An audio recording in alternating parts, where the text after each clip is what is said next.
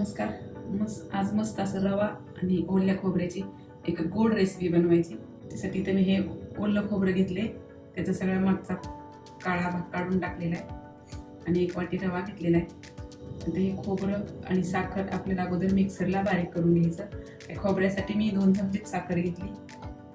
तुम्हाला गोड हवा असेल तर थोडीशी तुम्ही वाढवू शकता. थोडीशी घेतली कारण आपल्याला रवा सुद्धा साखरेच्या गोड पाण्यात शिजवून घ्यायचा आहे. तर अगोदर ही साखर बारीक करून घेऊ. त्यामध्येच मी 2-3 विलायची सोलून टाकले. आता हे अगोदर साखर वाटून घ्यायची. साखर वाटून झालेली. आता हे खोबरं वाटून घ्यायचं. हे खोबरं तुम्ही किसूनही घेऊ शकता. एकदम बारीक करून घ्यायचं. आता हे खोबरं आपलं एकदम बारीक वाटून झालेले. आता हे खोबरं आणि साखरेचं मिश्रण आपल्याला तुपावरती चांगलं परतून घ्यायचं. कढईमध्ये मी 2 चमचे तूप टाकलेले. त्यामध्ये हे सगळं आपलं नारळाचं वाटण टाकायचं. आता साखरेमुळे याला पाणी सुटेल आणि ते पाणी आटेपर्यंत आपल्याला हे परतून घ्यायचं. साखरेमुळे थोडंसं ओलसर झालेले. आता हे पूर्ण कोरडं होईपर्यंत भाजून घ्यायचं. आता हे खोबऱ्याचं मिश्रण आपलं एकदम कोरडं झालेले. हे कढईला थोडंसं चिकटायला लागलेले. आता हे काढून एका प्लेटमध्ये घ्यायचं. आता याच कढईमध्ये आपल्याला पाणी टाकून घ्यायचंय. या वाटीने आपण 1 वाटी रवा घेतलाय, त्यामुळे या वाटीनेच आपल्याला 2 वाटी पाणी घ्यायचंय.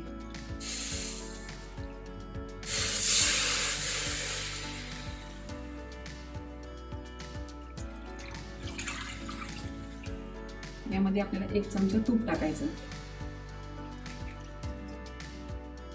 आणि पाण्याला थोडीशी उकळी येऊ द्यायची.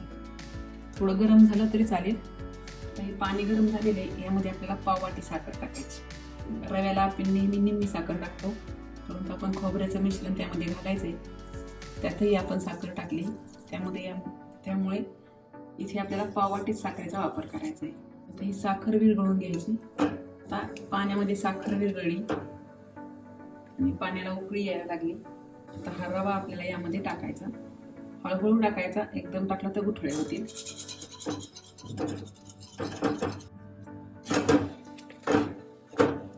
एखादी गुठळी झाली असेल तर असं उलताने किंवा झाल्याने असं त्या गुठळ्या सगळ्या हटवून घ्यायच्या. रवा आपला पाण्यामध्ये मस्त हटवून झालेला आहे. आता याच्यावरती झाकण ठेवायचं आणि एक वाफ येऊ द्यायची 2-3 मिनिटाची. आता 2-3 मिनिटं झालेली. आपण एकदा वरची बाजू खाली करून घेऊ आणि आणखी 2-3 मिनिटं वाफ येऊ द्यायची. आता पुन्हा 2-3 मिनिटं झाली.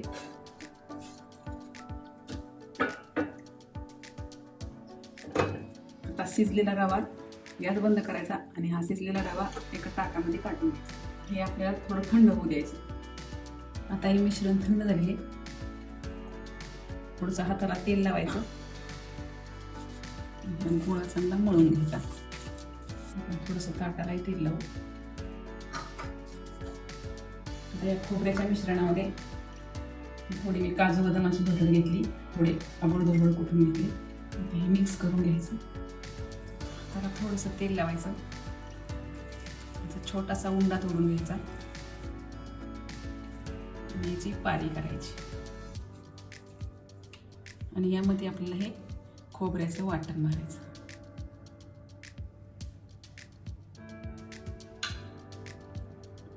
आणि मोदकाप्रमाणे हे आपलं सगळं असं छान असं हे मिटवून घ्यायचं.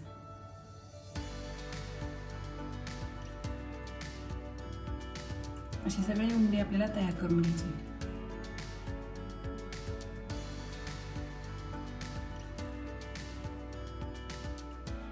आता आपले 5 बिस्किट मस्त तयार झाले.